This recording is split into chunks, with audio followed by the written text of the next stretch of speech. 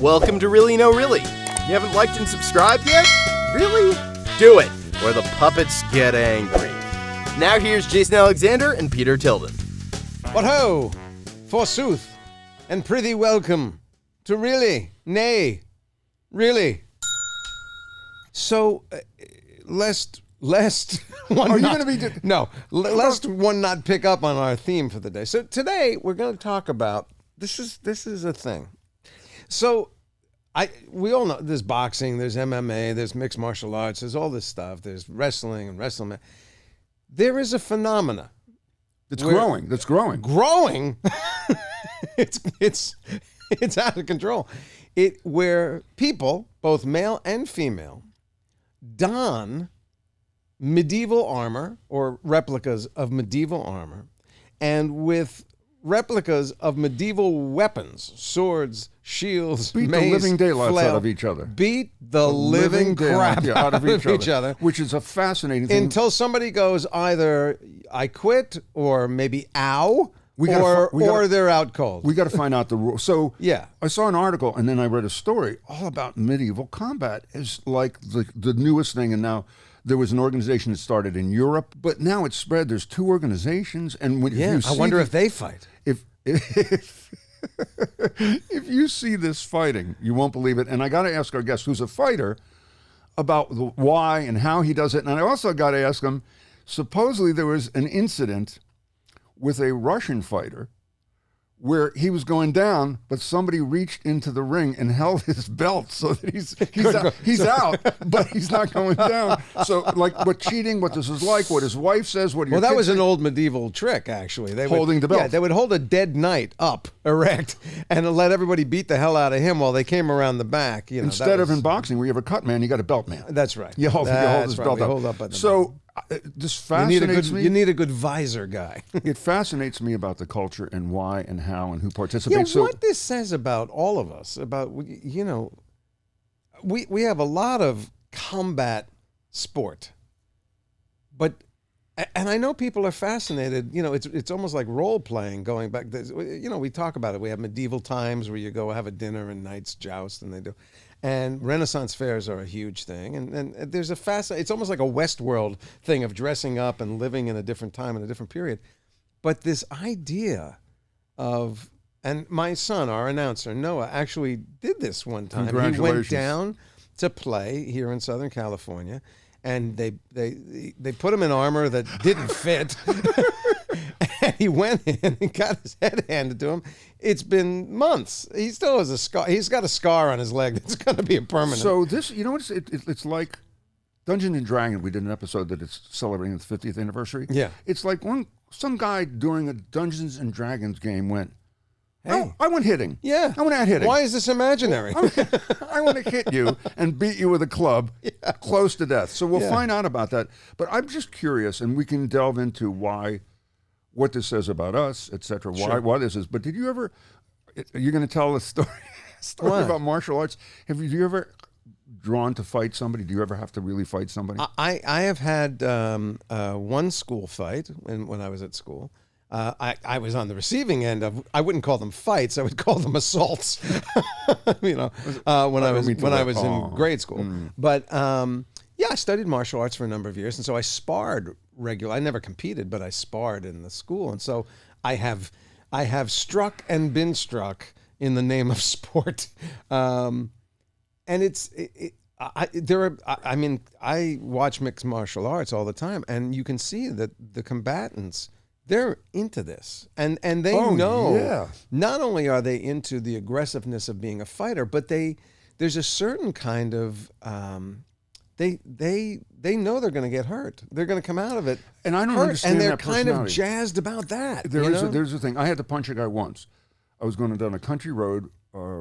Benjamin was in the car seat, and these guys, two guys in the car, were riding my bumper intentionally and laughing, and they started just touching my bumper. Oh my God! And I pulled the car over, and my brother had taught me, my 9-year-old brother, if you got to fight, don't wait. So I walked to the car, and I'm a coward. I don't like fighting. Yeah. I've been two fights in my life.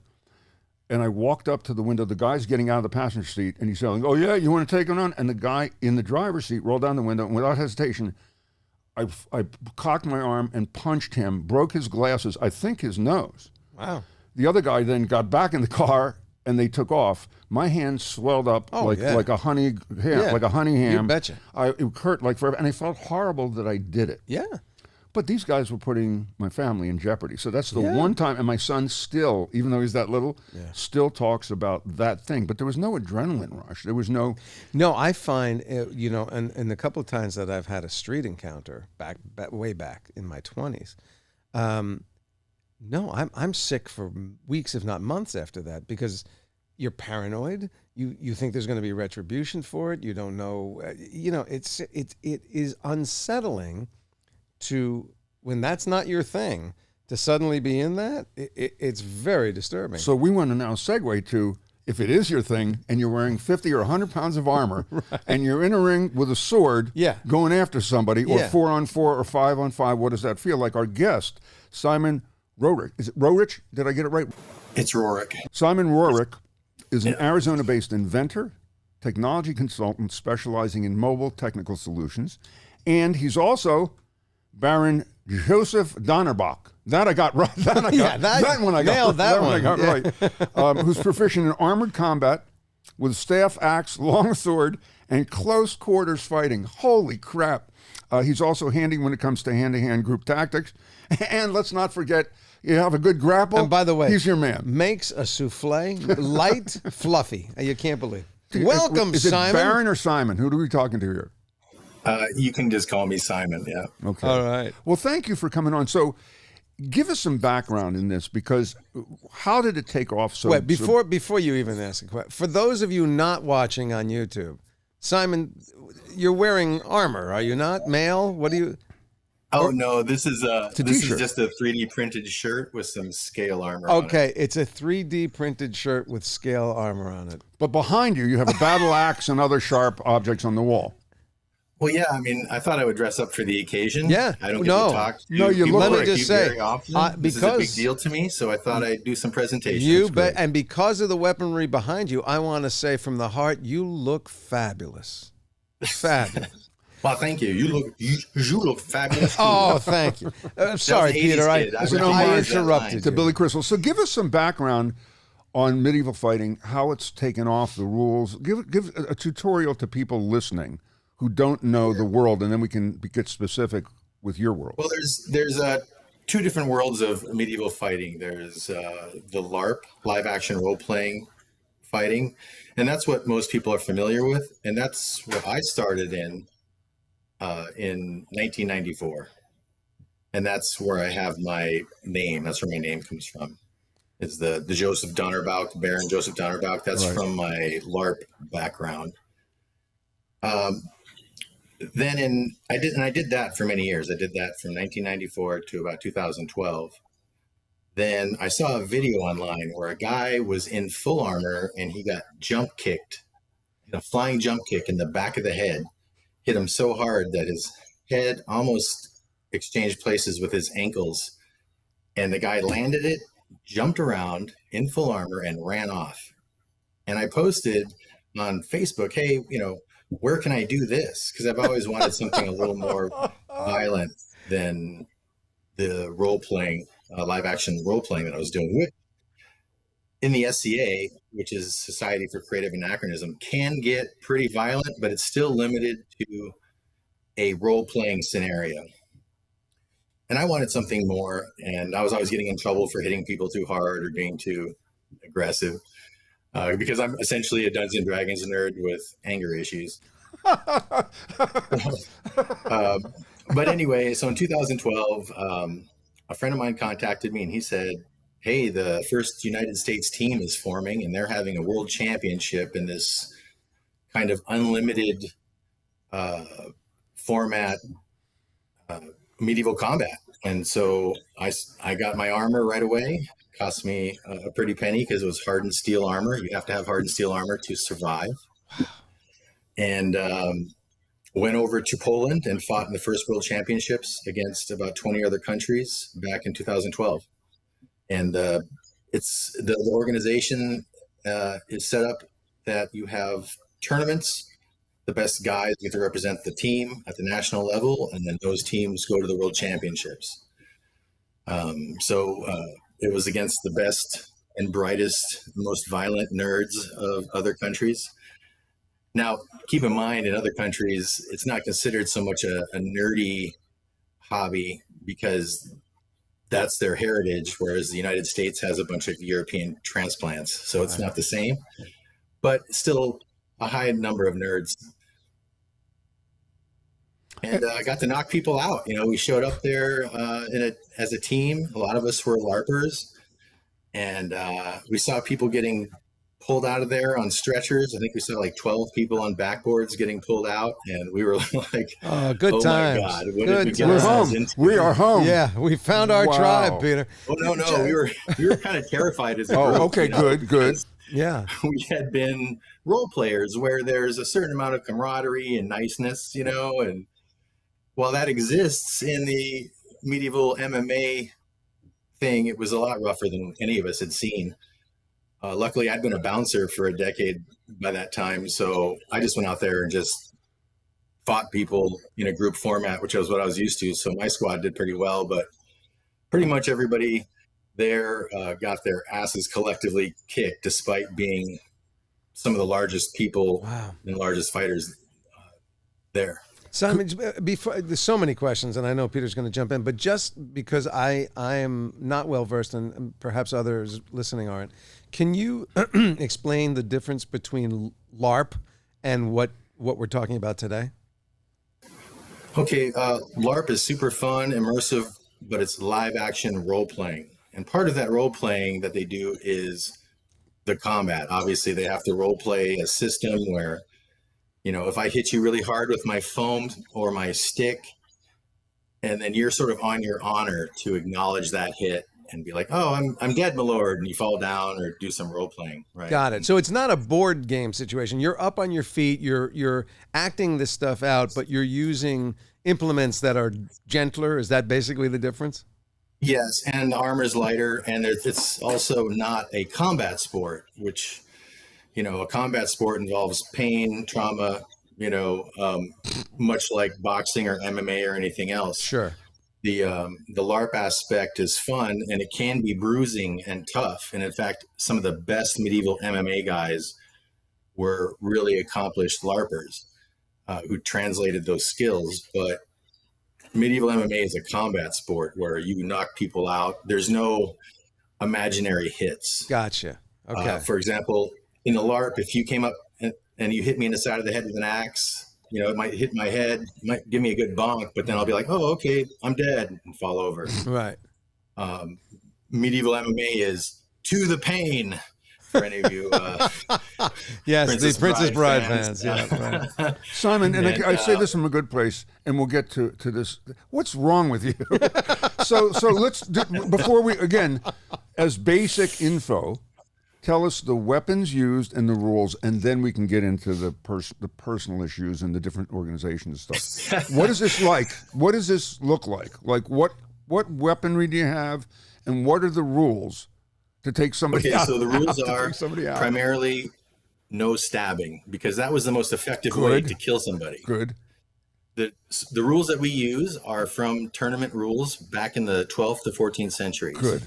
They had rules just like we do: no stabbing, blunted weapons. They even had rules like if you get thrown to the ground, you lost. We have that same rule. So no stabbing. The weapons have to be blunted. We don't use maces or hammers over 2.5 pounds. The maximum weight for our two-handed weapons is 7 pounds, which is about the same as what you'd find at a Home Depot if you got a two-handed tree felling axe or around that. Oh, good. And if you hit the ground, you're done fighting. You can't hit anybody while you're down. You can't be hit on while you're on the ground either.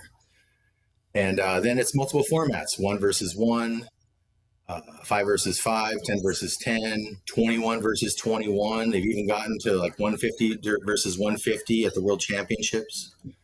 The 1 versus 1s are a little different because they are scored like a boxing match. There's points, number of hits, judges, and then there's a knockout pain compliance component also.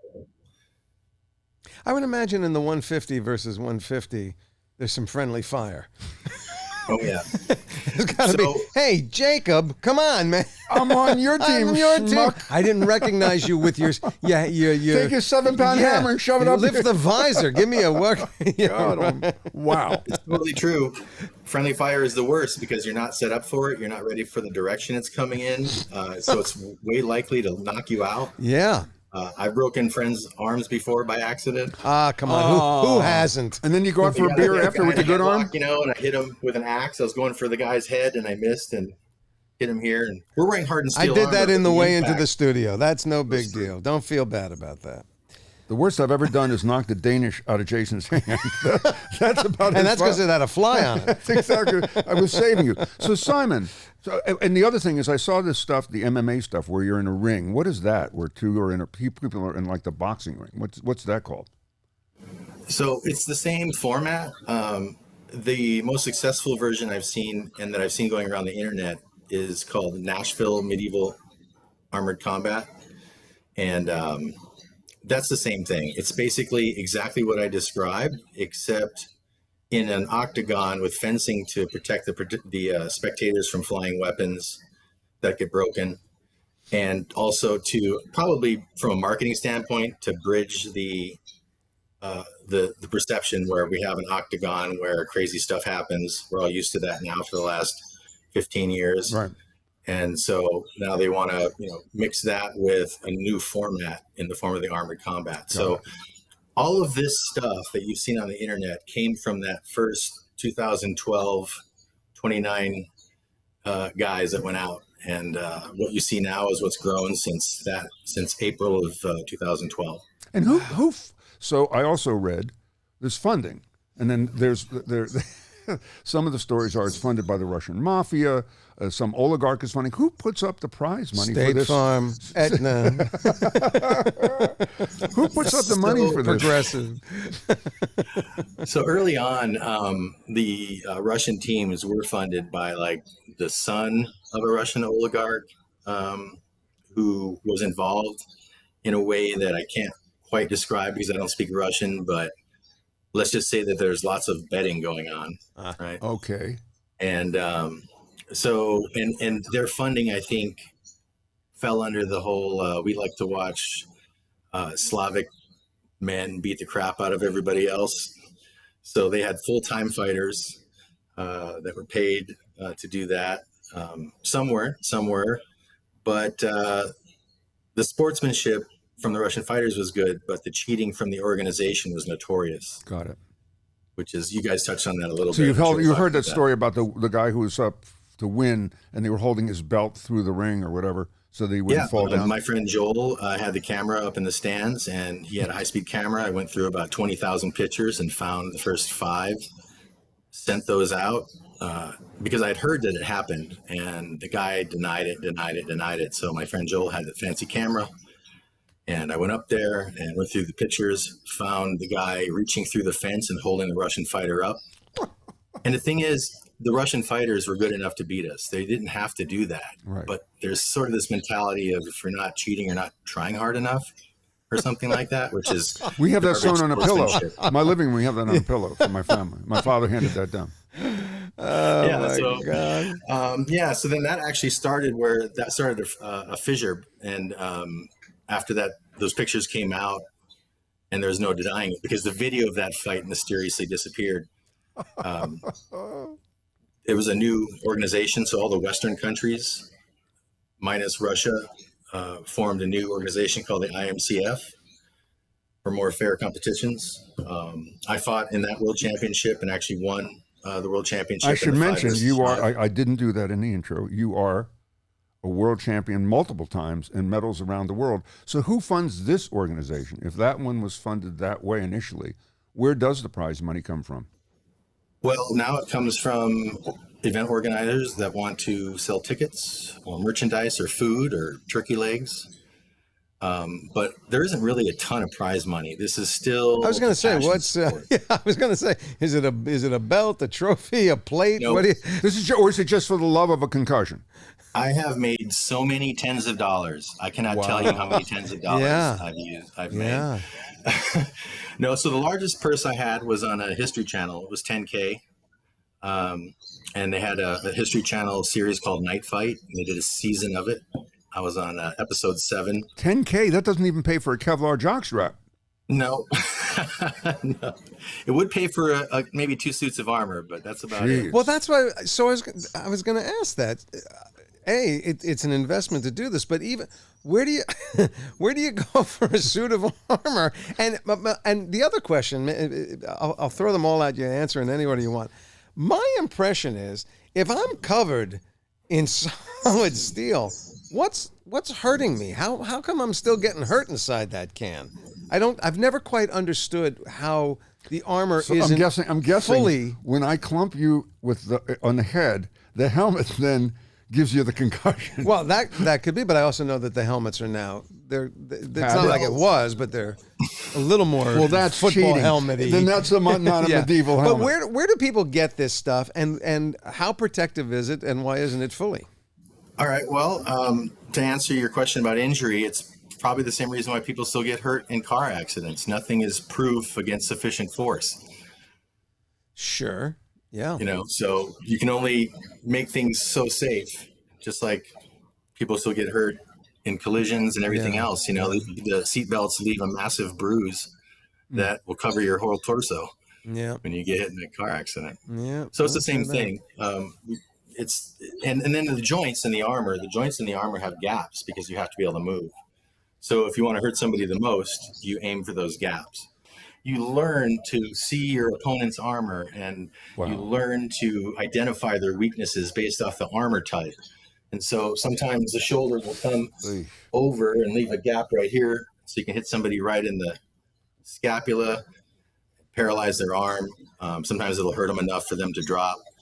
You can hit people in the back of the legs, just not in the back of the knees. Yeah. That's another rule that I skipped over, is you cannot attack the back of the knees. This thing has more rules than Aussie rules football.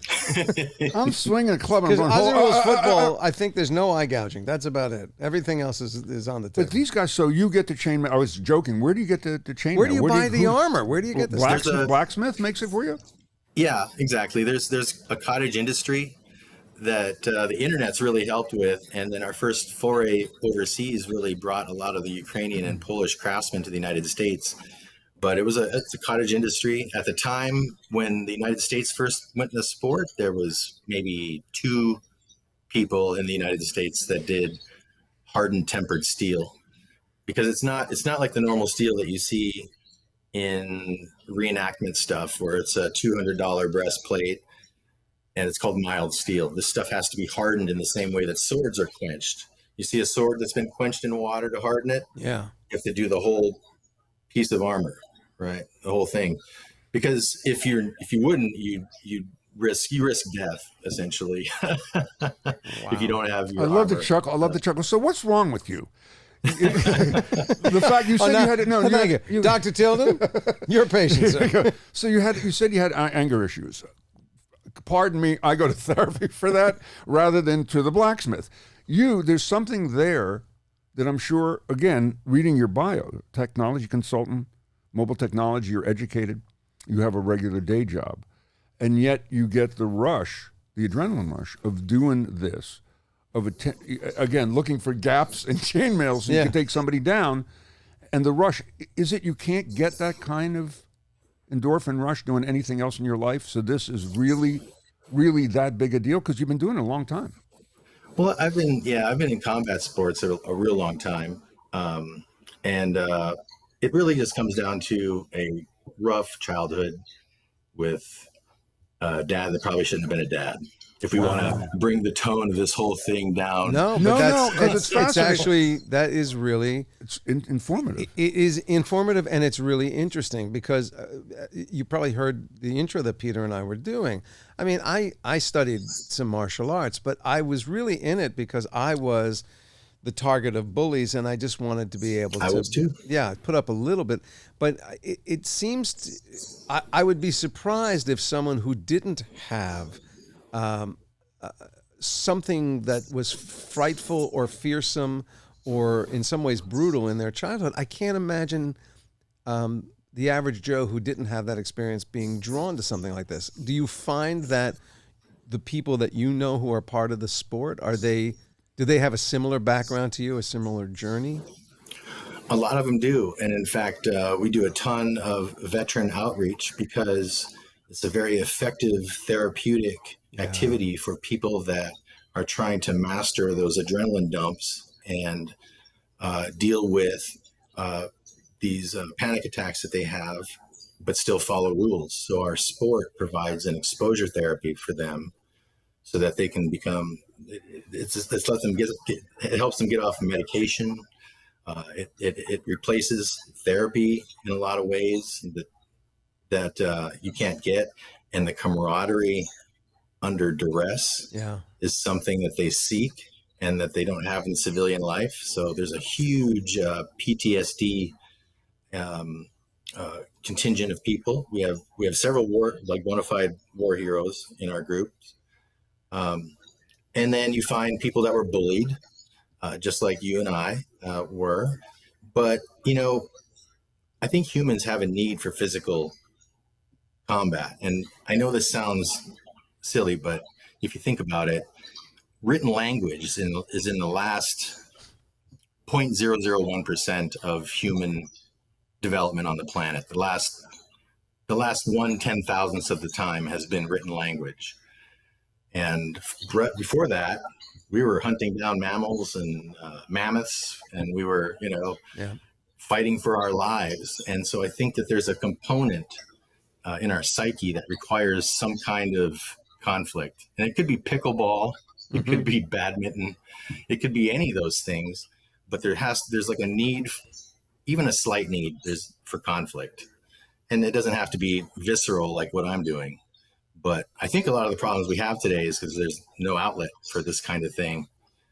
But I found mine. It brings me peace. It brings a lot of vets peace. And it brings a lot of people that have anger issues peace so that we can interact in the world and make it safe for everybody. And Simon, I know part of the answer to this because I've seen women doing this, but is there a considerable participation by women, or is it mostly a male-dominated thing? There's a considerable participation by women, I think, in part because while we have this MMA rough and tumble sport, there isn't that dude bro douchebag MMA. I call them tap bros. There isn't that douchebag tap bro mentality, so it's more welcoming, I think. Yeah. So. We get more participation than you'd expect. And do you find you've sort of given an interesting profile for the guys that participate. Is there a similar profile for the women, or is it surprising what kind of women get into this? I gotta say, the women I know personally have some similar experiences, but it's kind of a subject that you kind of have to be like, were you abused as a kid? Is that why you're here? Yeah. Yeah. It's a rough opener. It's not a conversation starter. Yeah, I hear you. Do you ever, so I'm curious, you suit up, it's 50 to 100 pounds, you got the armor on, you get into that ring. Once it starts, are you in a panic? Are you fighting at that point? It switches into gear because this guy could hurt you, kill you, break something. Does it get that amped up where you are just flat out survive? You've put yourself in a survival. It is. The problem with that, and that's what happens at first, and that's just the result of inexperience. And what you do is you wind up dumping all of your adrenaline, spiking your heartbeat and breath, and you're toast in 30 seconds. That's just inexperience, because a lot of people haven't been hit in the face with an axe, let alone hit in the face with an axe with a couple guys holding you against a rail while another person's punching you in the ribs all at the same time. So it's inexperience. Hold on a second. I just got to digest what you just said for a second. Okay. That gives new meaning. It's my favorite thing, and my favorite quote from any fight I've ever heard still belongs to Mike Tyson. When he was being interviewed before a fight, and the interviewer said, well, so-and-so has a plan. He studied your tapes, and he has a plan for how to defeat you in the ring. And Tyson goes, yeah, everybody has a plan till they get hit in the face. Right. Yep, it's So true. what you just described is so frightening. But so with wisdom, you get some wisdom and some strategy once you've done it. Yes, once you realize that the armor really works, one of the problems is that we've been taught by movies that armor can just be stabbed through. Get guys in plate. If you've ever seen a movie where a person was wearing plate armor and he was stabbed and it went through him, that's never happened, ever. Wow. I would bet $1. It had never happened back then either. See, if if this was a Monty Python movie, it would be cut to a deceased warrior from the 1400s going, Yeah. I bet. Excuse me, expect a different. So you're saying that a hardened steel breastplate always beats a hardened steel sword On the edge, on the edge. the slash. You ever see medieval combat? Or in some of the movies, they're actually trying to do a better job where they take the sword and they use it like a staff. Yeah. There's a point here. Yeah. They hit him with the pommel there. That point was the most dangerous part. So the idea was to batter or grapple or stun the guy with the pommel or the base of the sword. And when he was stunned or maneuvered in such a way, you would get the point in to his armpit or underneath his helmet here or anything, his face, anything, and use that point. Yeah. You never ever would slash an edge of a sword against armor if you could help it, because it wouldn't do anything. Right. That's what axes and pole hammers are for. of course. Of course. That's Where's my what pole hammer? he's telling me So, stuff I know. What we didn't Peter. ask is how long is it? Is it a 3-minute match, a 1-minute match with a resting period, or a 2-minute match with a bleeding period and a giant styptic pencil? I mean, what happens? So in the armored MMA stuff that you saw in the cage, I believe they do 2-minute rounds, 3 2-minute rounds with a 1-minute rest. I think they're going up to 5 2-minute rounds as the athleticism and the prize money increase within what they're doing, which is super great. So it just depends. Sometimes it's a 1-minute. At the World Championships, for example, the IMCF, it's a 1-minute match, 1-minute rest, best of 3 rounds. And how many fights can you do in a day at a tournament? You can do sometimes 10, 20, 30. It really depends. It's a bracketing system, so it depends on how many people enter. But at the World Championships, for example, it's 4 days. Dude. And they have doctors, I guess, on right there, yes? Yeah. In fact, a good friend of mine went as the team doctor in 2012. He reattached somebody's pinky finger tip, got nipped off. He was doing a lot of things. He used an arm brace to brace my leg because I got hit in the calf with an illegal Russian mace. Turned out to be twice as heavy as what was allowed and smashed my calf. So he braced my foot. To be fair, I think, for authenticity, the doctor should only be able to apply medieval medicine. Leeches. Yeah, leeches. Leeches. A leech. Yeah, little leeches, and I don't know what else was in the potions. So one last question before we go. So when you're talking to your State Farm guy for the house insurance and the car insurance, you ever have to bring up transparency that tomorrow you're going out with a suit of armor and a guy's going to try and club you to death? Does that ever come up in your policy? No. In fact, the organizations that you're talking about formed in a lot of ways just to get good group insurance rates. So we pay, I know, in America, right? Only in America. Wow. I can't believe they insured you. As soon as I saw the group, I go, are you insane? Yeah. So we pay, it depends, $200 to $400 a year. And we get the same kind of insurance that motocross guys get. They're doing something extremely dangerous, but for a very tiny, short period of actual time. So I guess there's some mathematicians that have a formula for that. Wow. All right, last 2 questions. One, if somebody wanted to get into this, and who doesn't, how do they go about it? And 2, is there a future for the sport that, are there things you'd like to see happen that have not yet happened for the sport?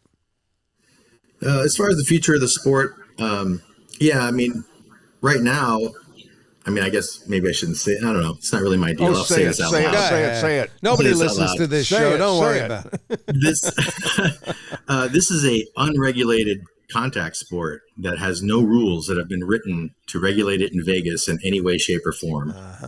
And so, if anybody ever wanted to start getting that done in Vegas, they would have a gold mine until somebody wrote regulations about it. Because it's a combat sport, it's a contact sport, just like MMA, but there's no rules written for anybody using weapons because they didn't think anybody would do that. So it's completely unregulated, greenfield opportunity for anybody that's got a brain in their head and some money. I don't have the money. Yeah, and I don't have the brain. Is there a Mrs. By the way, do you have a family, if you don't mind me asking, a significant other? I do, yes. And did they wake up every day going, you're still going to do this, you idiot, you're still going to do this? Or are they 100% Well, yeah, I mean, behind that's why it? they're with me, because I do that sort of thing. And she's a jouster. She does full contact Of course, jousting. Of course. So the same kind that you saw at those the metal militia or metal mayhem Knights of Mayhem, your I lady. think, that went on there. Yeah. She's one of, I think, 5 women in the world that do that full contact jousting. So we get along good. Yeah, you know, I've been to some semi-contact jousting. It's real. There's no thrill. There's no thrill. Yeah, if we're going to do, by the way, if you had to bet on one of us, Yeah, who do you think who do you looking think, at like us? looking at us, if we were all suited up, who'd be the guy to take Now, the and other I'll tell guy you, out? you can't tell sitting here. Peter's got about a foot of height over me. I'll give you that. Well, you know, you said that Jason, you said that you had martial arts background. Yes. So you got a low center of gravity. And I was a college fencer, Peter. So be careful who and you then throw. what kind of background do you got? Be careful who you throw your gauntlet down to. I've run away from so many people who threaten me. I'm very fast.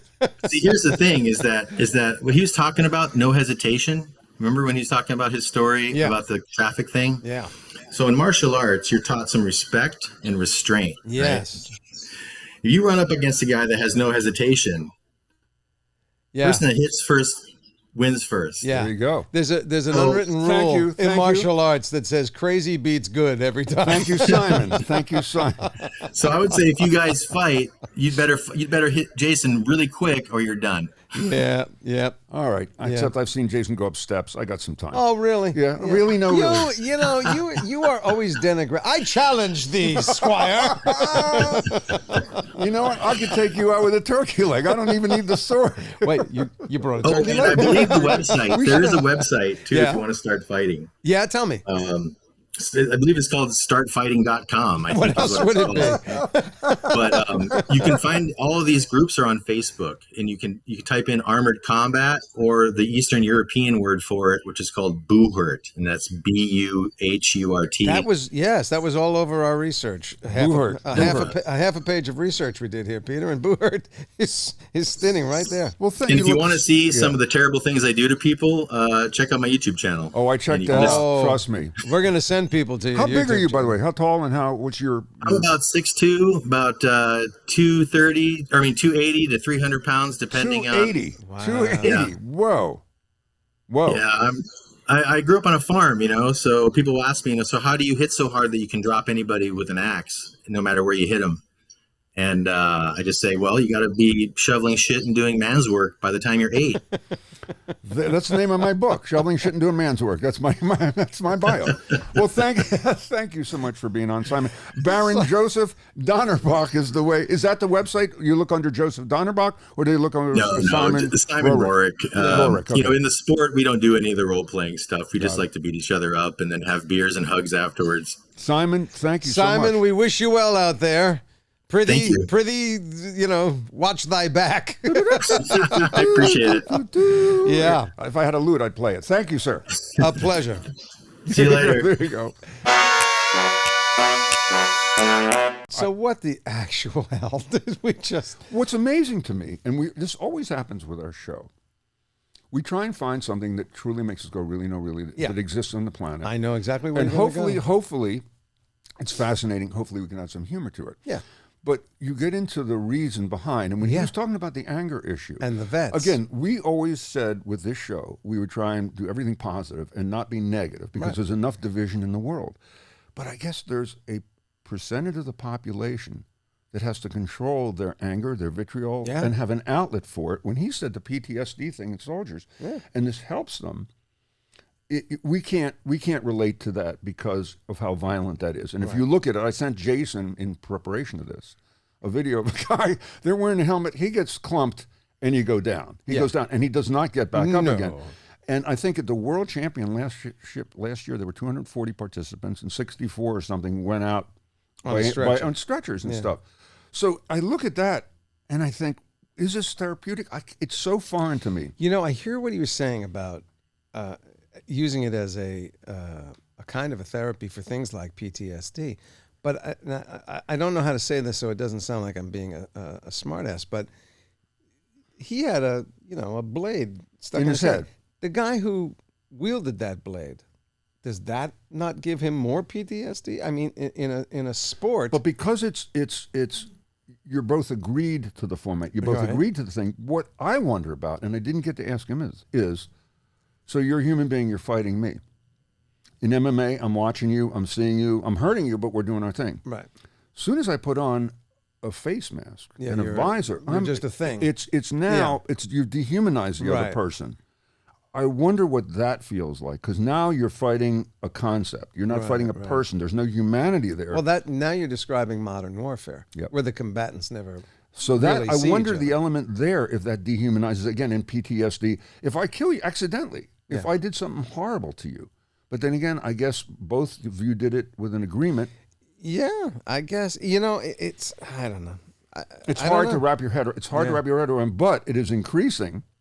And more people are participating. You think that they'd be hard to do. And then we were laughing. We saw Russian slap fighting. Yeah.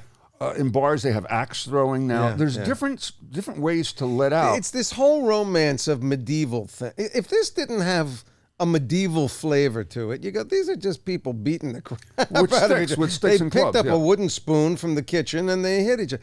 But there's this romance to medieval things, which I got to tell you, I don't understand. No, because there was an odor then. They didn't have bathrooms. Nobody who lived in the medieval times was going, these are the best possible times. By the way, you wiped yourself with that axe. They didn't have toilet paper yet. But I mean, we go to these Renaissance fairs. I was in Ireland recently, and there's one castle that it's almost like Knott's Berry Farm. It looks, they have actors playing exactly what life would have been, and you go, this is quaint on a good day, but how many good days were there? I think medieval fighting came up. There was no bathroom. There was no antibiotics. Everything smelled. You had to take a poop in the bedroom. Kidding. I think they wanted to die. That's why the fighting came up. You're absolutely right. And honestly, bathing in medieval times, according to these historians, it was maybe a 3-time-a-year. Yeah, by the moon. Yeah. By the lunar moon. Yeah. You wash up, because it's spring, but it was not pleasant. And even when I took the kids, when they were young, to medieval times here in LA, where you have dinner and there's a show and it's jousting. It's knights, playing, and everybody in the audience is sworn to one knight, and you're rooting for your knight. And the menu is a piece of brisket, a chicken leg, a bowl of soup, and some ale. No napkins, no silverware, you're eating with your hands. By the way, that's how most of my family in Jersey ate. The smell of horse manure is in the air, and guys are down there whacking. And I am the Blue Knight. Root for me. I don't care how loud I root. They picked green is going to win. It's a different experience. And the boys were like, "This is great. This is great." And I went, "This is nuts." It is nuts, but that takes it to another. The medieval fighting. I'm so glad we had him a champion on, but it is fascinating, and I still don't. This is one of those where it ended, the interview ended, and I still don't. He explained it. Well, you can't, because like I say, my son Noah did this. I wanted to have Noah on, but he said, "Nah, it's not appropriate." But he went down and tried this in Southern California one time. He knows nothing about it other than he saw it online. He goes down, a bunch of guys, "Hail, fellow well met, that's fantastic." They give him some armor. Some loner armor. Loner. It's like bowling shoes? Like bowling shoes, loner armor. It doesn't Does it have a number on the back? I mean, talk about a gap in the armpit. The gap in the armpit was his head. And they give him a weapon, and he's out there with no training, no nothing, no lead up. Who knows if the guy he's playing with has done this 1,000 times. Right. And he has a scar on his shin that is never going away. I also didn't ask Baron Josef Donnerbauch. Yeah. When you buy the armor, is it like sneakers where you put your finger and you go, give it, grow into it. You need to grow into it. Let's go to Mr. Guggelheim. Yes, David. What say ye? Yeah, you play Dungeons and Dragons. Yes. Have you ever had Yes. lost control and smacked the guy across from you? Well, sometimes, the dice are flying, man. You should wear goggles. What can I say? It must be hard. Listen, it's very interesting, right? Because he was before he came on camera. He and I were talking, and he was a way back D&D guy, and he then obviously got into the LARPing, which is basically live action D&D, and then looking for the more extreme thing. Now he has axes, and they hit each other. So and a scalp wound. That's not a scalp wound. That's an embedment. Brain injury. Yeah, brain injury. Yeah. I don't know. I think it was quite poignant from my perspective when he was talking about the folks coming back from battle that are not able to find that, and they're in this. They are able to. So, I wish them well. It's really brutal. I really do. For people who are interested in understanding how brutal this is, these guys with these full-on axes that are blunted, there's no sharp edges, but they're still axes that are wailing away, and it's amazing. Yeah, only 7 pounds though, David. Only 7 pounds. Yeah, sure. That's for the legal ones. For the legal ones, the guys who are sneaking into 15-pounders, Yeah, the Czech guys, you have to. So, what's your takeaway before we wrap here? What did you get right or wrong? A couple things. Number one, I'd be a longbowman. I think far away. Yeah, exactly. Go through the armor. Number two, you guys were pushing some myths, some medieval myths. I have some medieval. Okay, let's hear. Bathing, while not as common as we have today, was actually very common in the Middle Ages and medieval times, the Dark Ages, some people refer to it. Washing of hands and face were a daily routine, a part of eating and socializing. There would be a weekly bathhouse type of situation for the full body, or going to the river or something like that. So while there was eating with the hands, you would wash your hands beforehand. You'd wash your face beforehand. There were utensils. There were knives. There were spoons. There were not forks for most of the time. But it was not, nobody was grabbing the huge turkey leg. The king was not grabbing the turkey leg. I saw the painting of Henry VIII. What do you, come on. Yeah. Henry VIII, he's grabbing a turkey leg. No turkeys. No turkeys. No turkeys. Right, a large chicken, a large a large, a competitor, somebody's no leg. Turkeys, no turkeys. Also, another one that I thought was interesting, and a lot of what we're talking about, like Renaissance fairs. The Renaissance is not medieval times, right? That's right. It's the Roman Empire falls. There's a state of confusion, which is the Middle Ages, the time we're speaking of, and then the Renaissance comes, where they sort of get Thanks back for clearing together. that up. It's a little history. I know, it's good. I said, but and again, this is another sort of a lot of our understanding of what the Middle Ages were like is based on things that came much, much later, like the whole idea of dungeons and torture devices, in these dungeons and all of that. Most of that did not exist. In fact, it was an invention created in 1819 by Walter Scott's novel Ivanhoe. Like it is not, which is obviously way, way, way, way after the Middle Ages, which were from 476 AD through about to about 1400. So that's sort of the time period. So in that period, you'd say, I am going to torture you, but I have to wait several hundred years to figure out the what that Iron means. Maiden, these sorts of things. They didn't exist? They did not exist at the time. And really a lot of it was fiction. It never really existed in the way that it's presented in some of these castles that you might visit. What about, as Mel Brooks would say, the Inquisition, the Spanish Inquisition? When was that? And didn't they have all that crap then? Well, again, this is a lot of this is made up by the movies and by entertainment and by propaganda. So Wow. I would Leonardo have to look. DiCaprio in The Mask Didn't have. Didn't You know have- what they did in the I would, Inquisition? yeah. Tie you down, tickle your feet That was it. until you gave.